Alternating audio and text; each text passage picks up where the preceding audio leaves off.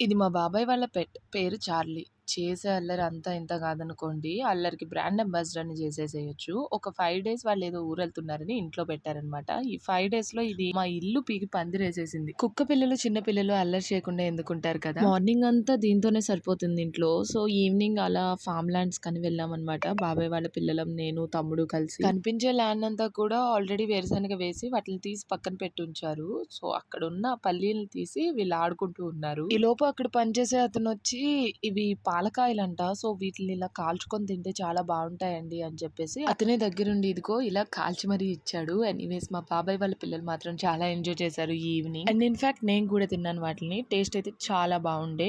ఇంట్లో ఇలా ఉడకపెట్టుకొని కాల్చుకొని తింటే మేబీ ఇంత టేస్టీగా ఉండేవి కాదేమో. ఇలా చేసుకొని తింటే చాలా బావున్నాయి. మీరెప్పుడైనా తిన్నారా ఇలాగా? తినుంటే నాకు కామెంట్ సెక్షన్‌లో షేర్ చేయండి. ఇంకా మా బాబాయ్ వాళ్ళ పిల్లలైతే చాలా ఎంజాయ్ చేశారు కదా! సో, ఇంకెప్పుడైనా తోటలోకి అంటే ఫస్ట్ రెడీ అయ్యి